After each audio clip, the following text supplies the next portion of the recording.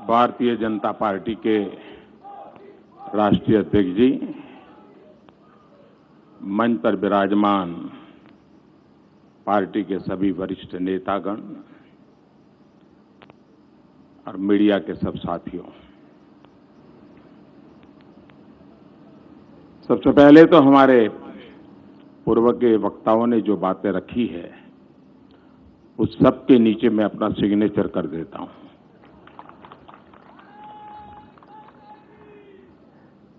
और इसलिए रिपीट करने की जरूरत न पड़े। मैं आज इस इतने बड़े मीडिया का समूह है तो आपका भी और देशवासियों का गत 5 वर्ष में जो सहयोग मिला, समर्थन मिला, और ये जन सहयोग का ही कारण है कि हम इस कार्य को सफलतापूर्वक कर पाए।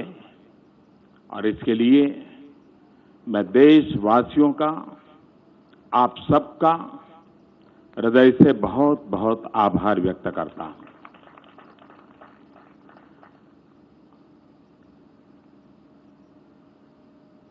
सामान्य रीते ये स्वाभाविक है कि चुनाव के पहले हर राजनीतिक दल अपनी बात लेकर के आती है, लेकिन राजनाथ जी के नेतृत्व में हमारे अध्यक्ष जी ने जो कमेटी बनाई थी उसने पिछले 2-3 महीने लगातार मेहनत की और एक प्रकार से जन के मन की बात, उनकी आशा, अपेक्षा, आकांक्षाओं को सुनना, समझना और एक डॉक्यूमेंट में भले सब कुछ ना आ जाए लेकिन उसकी मूलभूत बातों को पकड़ करके आगे चलने का ये जो मेहनत की इस टीम ने, मैं इस टीम को हृदय से बहुत बहुत बधाई देता हूं। शायद हिंदुस्तान में पहली बार इतनी बड़ी मात्रा में सरकार किन बातों को लेकर के आगे काम करे, जनता को इतनी बड़ी मात्रा में विचार विमर्श हुआ है, ये हिंदुस्तान के इतिहास में पहली बार हुआ है। और ये लोकतंत्र का ट्रू स्पिरिट है और उसको हमने आगे बढ़ाने का प्रयास किया है। आपने देखा होगा कि मैनिफेस्टो में 3 प्रमुख बातों का उल्लेख किया गया है।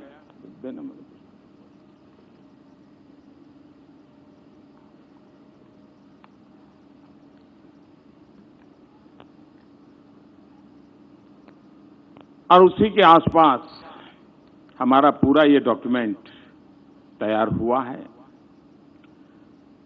राष्ट्रवाद ये हमारी प्रेरणा है,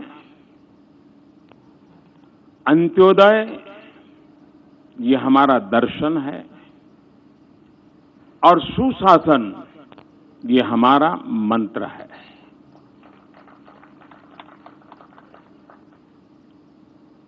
इस पूरी रचना जो है उसमें एक आमतौर पर ये मैनिफेस्टो 2024 के लिए है, लेकिन देश की जनता हमारा हिसाब ढंग से मांग सके, इसलिए पहली बार हमने साहस किया है कि इंटरिम भी हमारा हिसाब लिया जाए। और वो है 2022 आजादी के 75 साल होंगे, तब तक हमने देश के महापुरुषों ने जिन सपनों को लेकर के आजादी का जंग किया था, आजादी के लिए बलिदान दिए थे, जब आजादी के 75 साल होंगे तब हम उनके सपनों का भारत समर्पित करने की दिशा में कुछ अहम काम कर लें, पूरा कर लें। इस उद्देश्य से 75 वर्ष 75 लक्ष्य ये हमने तय किए हैं। 75 निश्चित कदम हमने तय किए हैं। ये अपने आप में टाइम बाउंड, वेल डिफाइंड शायद ही कोई घोषणा पत्र में या संकल्प पत्र में आप पहली बार देख पाते होंगे। उसी साथ साथ हम जब इस मैनिफेस्टो को लेकर के आए हैं तो साफ है हमारे मन में, वन मिशन वन डायरेक्शन। हम देश को समृद्ध बनाने के लिए, सामान्य मानवीय के सशक्तिकरण को लेकर के, जन भागीदारी को बढ़ाते हुए, लोकतांत्रिक मूल्यों को महत्व देते हुए, और सरकार की सबसे बड़ी कसौटी ये नहीं होती है कि आपने क्या किया, सरकार की सबसे बड़ी कसौटी है लास्ट माइल डिलीवरी की।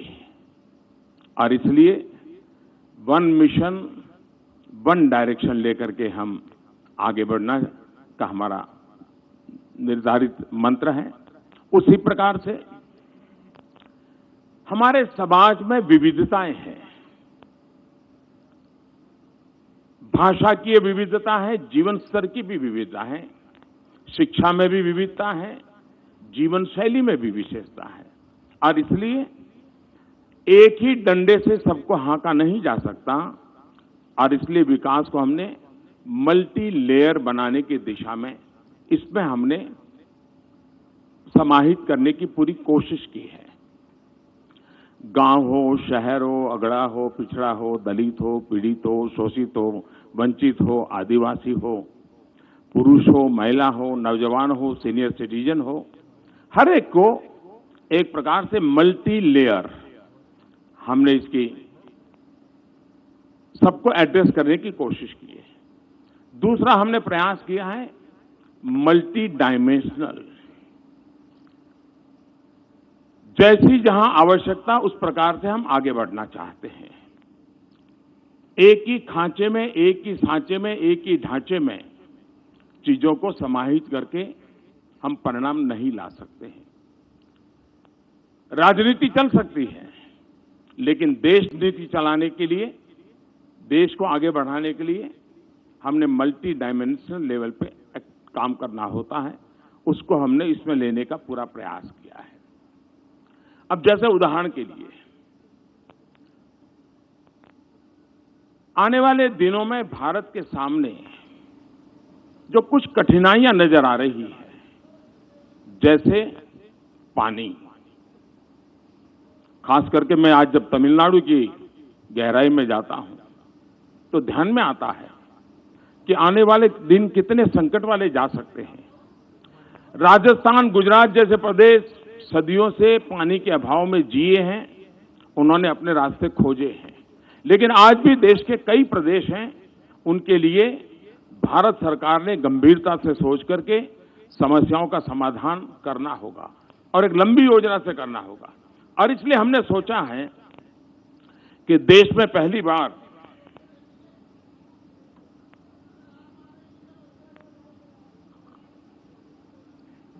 जल की बात करता हूं तो जल भी पी लेता हूं।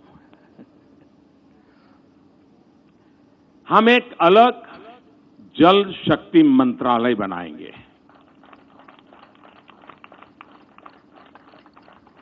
हमने इस बजट में मछुआरों के लिए, और कोस्टल एरिया में ही मछुआरे भाई बहन ऐसा नहीं है, हमारे देश की नदी तट की संस्कृति में मछुआरे एक बहुत बड़ी इकोनॉमिकल एक्टिविटी का माध्यम रहे हैं। और इसलिए हमने इस बजट में मछुआरों के लिए एक अलग मंत्रालय की बात बजट में कही थी। हम आने वाले दिनों में जल शक्ति एक अलग मंत्रालय बनाएंगे। नदियों का ऑप्टिमम यूटिलाइजेशन, पानी का कैसे हो। कोई हैंडपंप लगाए और चुनाव जीत जाते थे, वो एक जमाना था, लेकिन अब माताओं बहनों को पानी की दिक्कत से मुक्त करके नल से जल कैसे पहुंचाए, इस पर हम काम करना चाहते हैं। हम पानी के संबंध में एक स्पेशल टास्क फोर्स, एक मिशन मोड में रचना करके उसका हम एक बहुत बड़ा बल देकर के काम करना चाहते हैं। और खास करके मैं तो तमिलनाडु के लोगों से मिला था, ये विचार हमारे मन में कई छोटे छोटे इलाकों से, दूर सुदूर लोगों ने हमें जो मन की बात भेजी इसमें आया है, और उसको लेकर के हमने इसका महात्म्य समझा है और उसको हम आगे ले जाना चाहते हैं। हम लोगों ने 2014 से 2019 हमारे सारे कामों को देखेंगे। ये बात सही है कि कोई भी सरकार होती है, बहुत लोगों को बुरा लगता है क्योंकि उससे कुछ लोगों के जो मूल एजेंडा है उसको तकलीफ होती है। लेकिन ये सही है कि गई बची हुई सरकार और हमारी सरकार का मूल्यांकन तथ्यों के आधार पर होना चाहिए। और 2014 से 19 अगर एक शब्द में कहना है तो हमारे सभी कार्यों की रचना के मूल में सामान्य मानवीय की जो आवश्यकताएं हैं उसको एड्रेस करें। हमारे सारे कामों को उसको हमने बल दिया। लेकिन देश जिस उमंग और उत्साह के साथ, सपनों के साथ चल पड़ा है, जो काम 50, 55, 60 के कालखंड में होना चाहिए था, वो मुझे 2014 से 19 के बीच में करना पड़ा है। लेकिन उसके अनुभव के आधार पर, उस सफलता के आधार पर इस बार हमने पहले आवश्यकताओं को ध्यान में रख करके शासन चलाया। अब सामान्य मानवीय की आकांक्षाओं को लेकर के हम क्या कर सकते हैं उसको घोषणा पत्र में लेके आए हैं। आवश्यकताओं की पूर्ति अपने आप नई नई आकांक्षाएं जगाती है। आपने देखा होगा, हमने एक हिंदुस्तान का पूरा मैपिंग किया सब डिस्ट्रिक्ट का, और देश में करीब 150 डिस्ट्रिक्ट ऐसे निकाले कि जहां मिनिमम कुछ चीजों पर और बल देने की आवश्यकता है। हमने एस्पिरेशनल डिस्ट्रिक्ट एक स्ट्रेटेजी वर्कआउट की, हमने उसको काम किया। हमने तय किया कि पश्चिम भारत और पूर्वी भारत दोनों बराबरी कैसे करें, पूर्वी भारत को बल कैसे दे, और उसमें हम काफी कुछ आवश्यकताओं को एड्रेस कर पाए हैं। अब आकांक्षाओं को एड्रेस करने की दिशा में हम आगे बढ़ना चाहते हैं। तो एक समग्रतया भारत के विकास को लेकर के हम आगे बढ़ने के लिए चल जाए। एक और हमने विषय लिया है, आजादी का आंदोलन। देश में सैकड़ों साल की गुलामी के दरमियान कोई वर्ष ऐसा नहीं रहा है हिंदुस्तान का कोई न कोई कोना आजादी के लिए लड़ाई लड़ता रहा है। सैकड़ों सालों तक हर वर्ष कहीं न कहीं बलिदानियों की परंपरा रही है। लेकिन आजादी को जब महात्मा गांधी ने जन आंदोलन बना दिया तो उसने बहुत बड़ी ताकत पाई। जैसे आजादी पाने में जन आंदोलन एक बहुत बड़ा सशक्त माध्यम बना। कोई रेंटियां काटता है तो आजादी के लिए, कोई प्रौढ़ शिक्षा करता है तो आजादी के लिए, कोई सफाई करता है तो आजादी के लिए, कोई शिक्षक का नाम काम करता है आजादी के लिए, कोई खादी के कपड़े पहनता है। गांधी जी ने उसको बहुत बड़ा एक व्यापक रूप दे दिया था। भारत को भी विकास के लिए विकास को जन आंदोलन बनाना। और एक सफल प्रयोग आप देख सकते हैं, स्वच्छता। हमारे देश में पहले हम गंदगी की चर्चा करते थे, गंदगी के विषय में हर बार खबरें भी आती थी, बातें भी आते थे, सब होता था। लेकिन पिछले 5 साल में स्वच्छता की चर्चा हो रही है। इसका मतलब ये नहीं कि गंदगी खत्म हो गई थी, लेकिन स्वच्छता की चर्चा करते करते हमने गंदगी को एड्रेस किया। यानी पॉजिटिव थिंकिंग को बढ़ाते बढ़ाते नेगेटिविटी को खत्म किया। और इसमें मुझे देश के सभी मीडिया हाउस की मदद मिली। मैं आज उनका आभार व्यक्त करना चाहता हूं। देश की युवा पीढ़ी की मदद मिली और वो जन आंदोलन बन गया। स्वच्छता के लिए कोई सरकार अपने खाते में सफलता का दावा नहीं कर सकती है। जन आंदोलन बना। जब जन आंदोलन बनता है तो कितनी बड़ी सफलता मिलती है। और इसलिए हम विकास को जन आंदोलन बनाने की दिशा में केंद्रस्थ विचार लेकर के चलना चाहते हैं।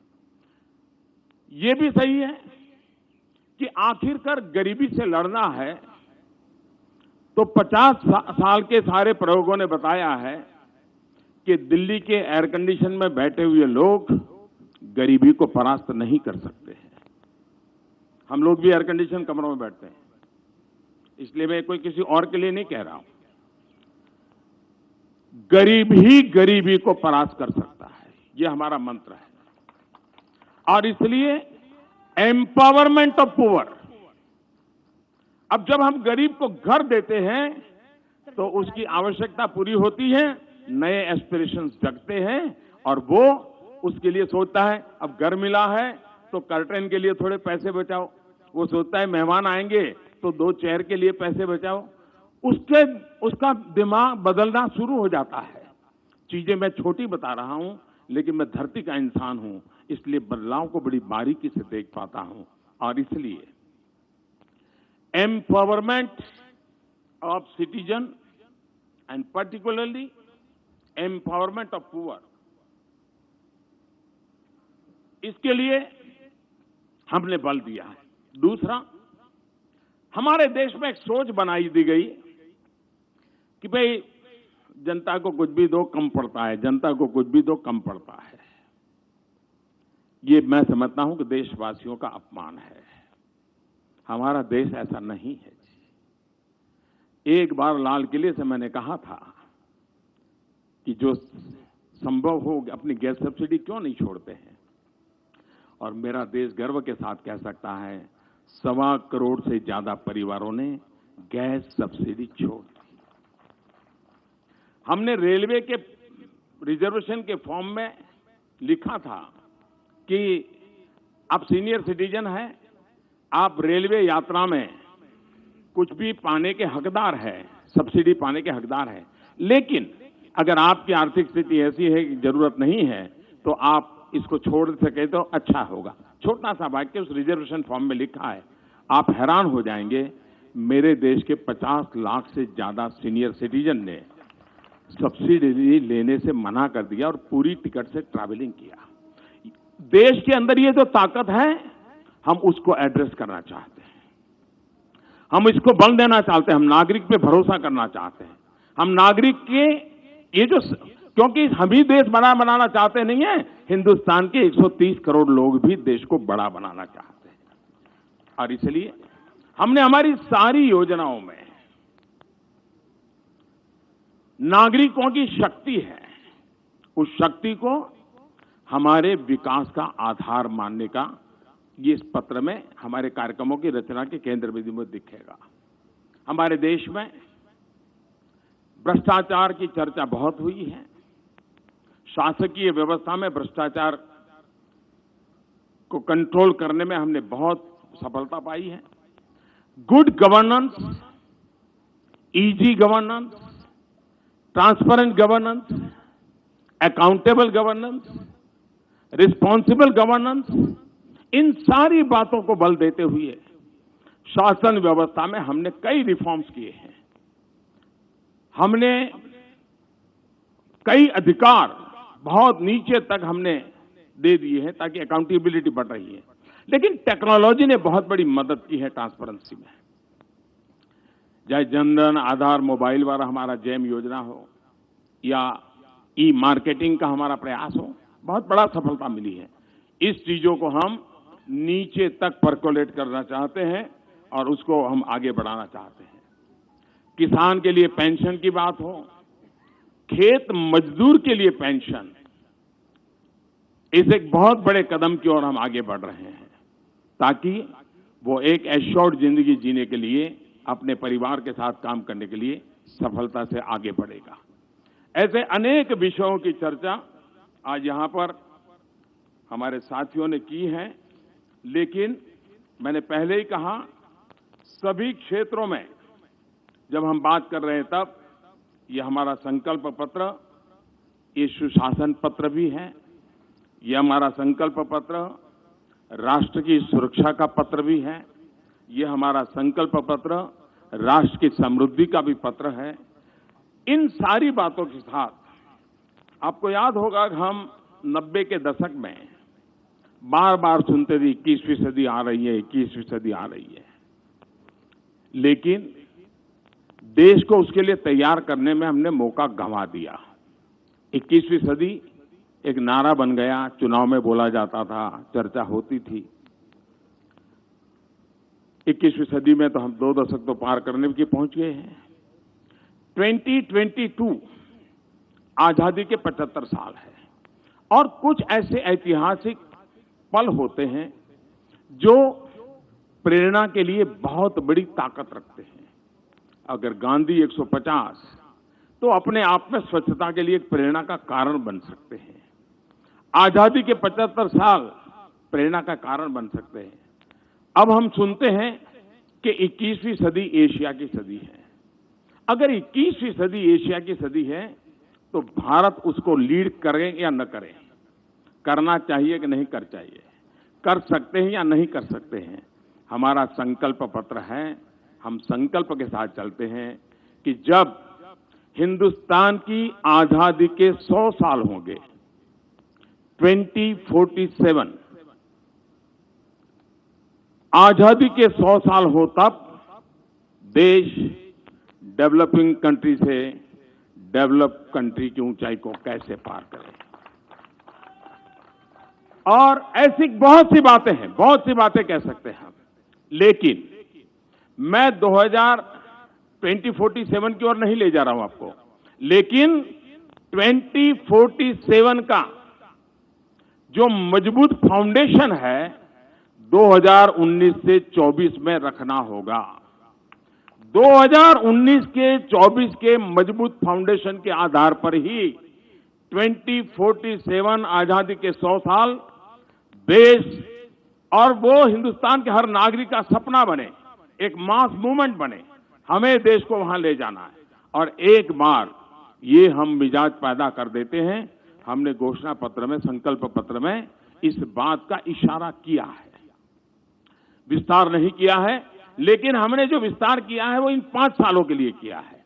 और उसमें हमने 2022 आजादी के 75 साल को देश के सामने हमने अपने आप को कटघरे में खड़े कर करके अकाउंटेबिलिटी के लिए प्रस्तुत किया है। ये अपने आप में एक बहुत बड़ा हमारा निर्णय है और हमने किया है। देश भ्रष्टाचार को सहने को तैयार नहीं है।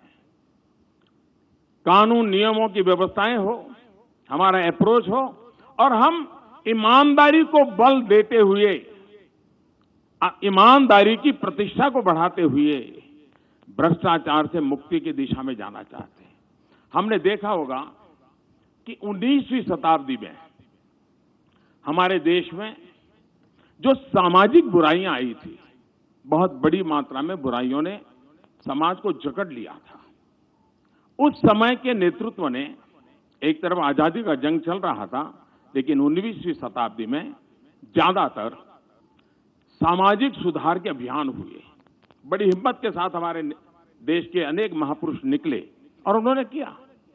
आज समय की मांग है कि हमारी खास करके राजनीतिक व्यवस्था में, शासकीय व्यवस्था में जो बुराइयां घर कर गई है, 19वीं शताब्दी में सामाजिक बुराइयों के खिलाफ जिस प्रकार से एक जन चेतना का आंदोलन चला, आने वाले दिनों में इन एक निश्चित फ्रेमवर्क की व्यवस्थाओं के भीतर इस प्रकार की जो बुराइयां घुस गई हैं, उसके खिलाफ कदम भी लेने हैं, नीतियां भी बनानी है, निर्णय भी करने हैं, लेकिन जन सामान्य का दबाव भी बढ़ाना है, एक जन आंदोलन भी करना है, सुधार के संकल्प की ओर जाना है। और उस दिशा में भी एक सकारात्मक विचारों को लेकर के हम देश को आगे ले जाने की दिशा प्रयास करते हैं। गांव, गरीब, किसान हमारे इस केंद्र में है। देश के नौजवान वो आने वाले 5 साल में 2047 का भविष्य तय करने वाले हैं और इसलिए देश के नौजवानों को उस प्रकार से परवरिश हो, देश के नौजवानों के लिए उस प्रकार के अवसर, जिसमें हम कहें 100 लाख करोड़ रुपए का इन्वेस्टमेंट, एग्रीकल्चर में 25 लाख करोड़ का इन्वेस्टमेंट, ये अपने आप में बहुत ऊंचे लक्ष्य लेकर के हम चल रहे हैं, जो पूरी व्यवस्था को, आर्थिक आधार को एक नई ताकत देंगे और एक ऐसा परिवेश जो हिंदुस्तान इस 5 साल में ऐसी स्थिति में ला देना है ताकि वो 2047 की आकांक्षाओं को अपना सपना बना ले और सपना बना करके हम उस दिशा में सरकारें आगे बढ़े, उस बात को लेकर के एक फाउंडेशन का काम भी हम इसके साथ साथ करेंगे। आकांक्षाओं को पूर्ण करने का सपना लेकर के हम आगे बढ़ रहे हैं। मैं फिर एक बार इस संकल्प पत्र की रचना में जिस टीम ने काम किया है उनका अभिनंदन करता हूं। मैं बारीकी में छोटे छोटे प्रोग्राम की रचना में नहीं गया हूं। एक मूलतः राष्ट्र को आगे 5 साल में किस दिशा में जाना चाहिए, बैक ऑफ द माइंड मेरे मन में क्या विचार रहते हैं, उसको मैंने अभिव्यक्त करने का प्रयास किया है। मैं फिर एक बार आप सबने जो कुछ भी सहयोग दिया है उसके लिए आपका धन्यवाद करते हुए मेरी वाणी को विराम देता हूं। धन्यवाद। तो बीजेपी कार्यालय में